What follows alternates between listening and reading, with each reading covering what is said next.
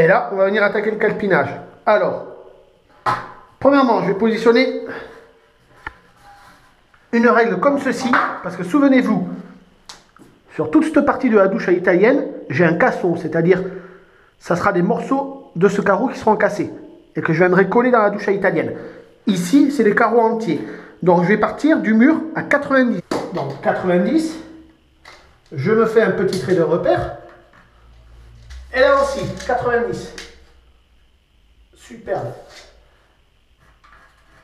Et je me fais un petit trait de repère. Donc, je vais commencer mes carreaux contre cette règle.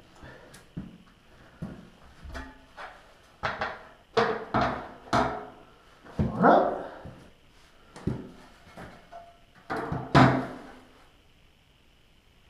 Hop là.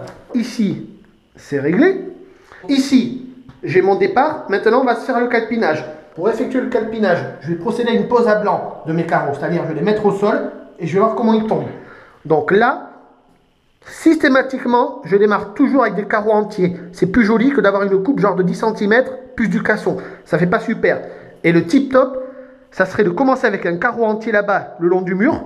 S'il passe ici, et de terminer avec les coupes là-bas, s'il y en a. Pourquoi? Ici, il y a un double vasque et il y a une colonne de rangement. Donc là, les coupes seront cachées.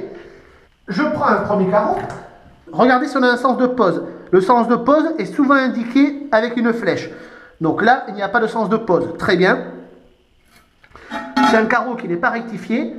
Donc, je viens positionner mon carreau contre la règle. Et je laisse mon jeu de dilatation de 5 mm. Et j'en pose le second. Donc là, idem, je viens me poser contre la règle. Donc là, j'y suis. Et je positionne mon jeu.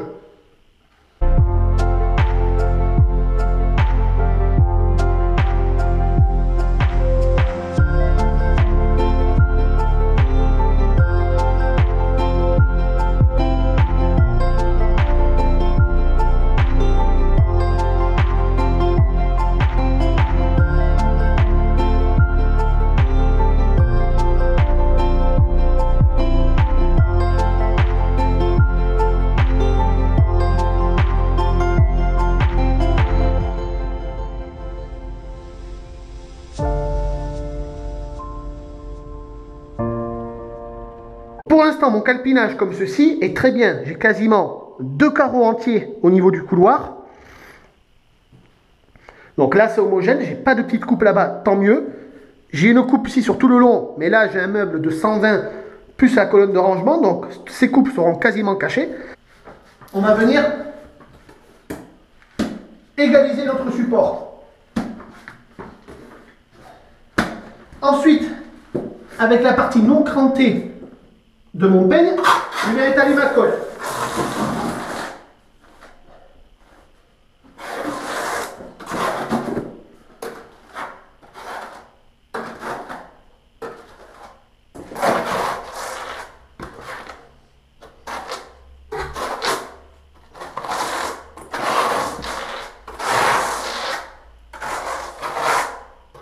Je dépose de la colle à nouveau.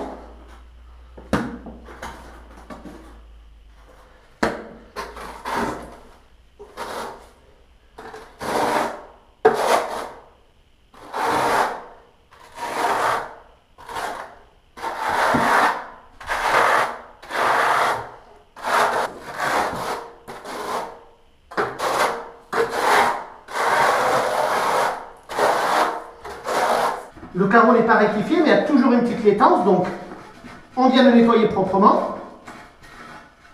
On vient procéder à un double encollage.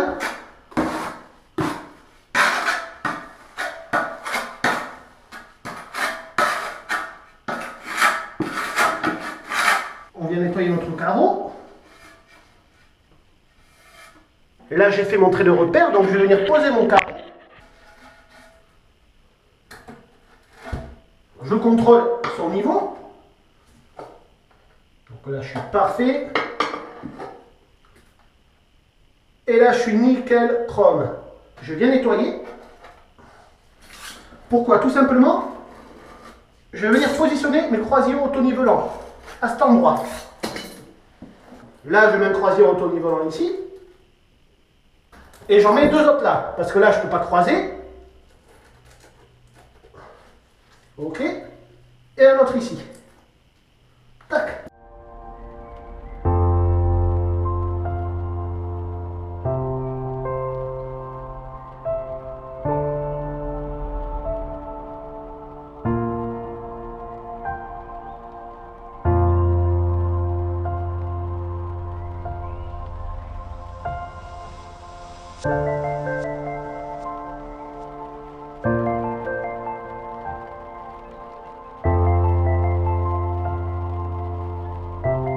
Je me contente de poser ma première rangée. Là, je ne fais aucun réglage. Donc, je vais aller me couper cette partie.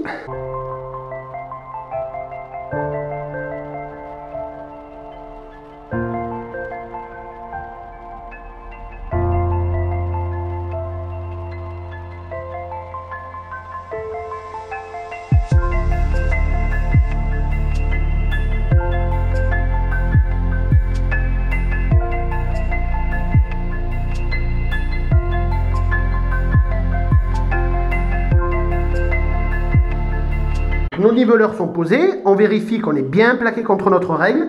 On prend une règle de maçon adéquate. Et regardez, ça c'est superbe. C'est déjà quasiment réglé. Et on vient de battre nos carreaux.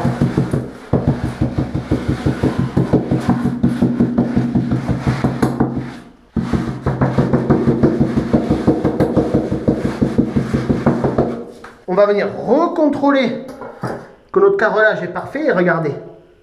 Là, on est vraiment très très bien. Vous voyez, j'ai enlevé les croisillons auto-nivelants parce que mes carreaux sont déjà réglés. Et je viens contrôler l'alignement.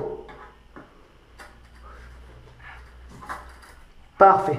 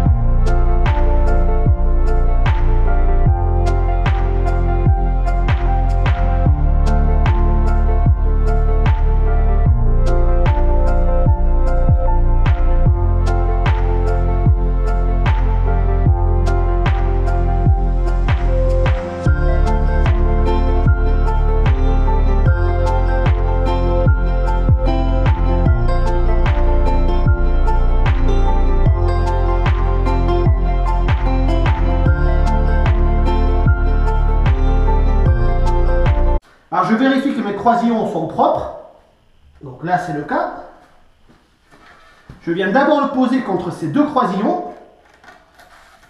Voilà. Et ensuite, je le pose sans forcer, vous voyez, hop.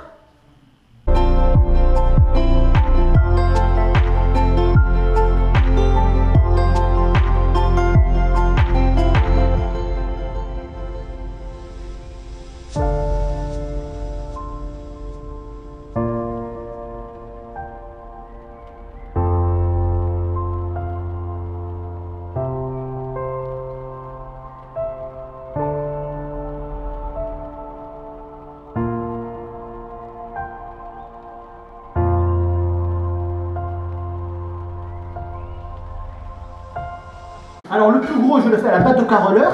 Et les endroits comme ici où c'est difficile, je vais les finir en maillet. Là aussi pareil. Là j'ai de la colle qui a légèrement dégueulé suite au battage. Je viens nettoyer. Hop. Là aussi pareil. Superbe. Et voilà une bonne chose de faite. Notre carrelage au sol est posé.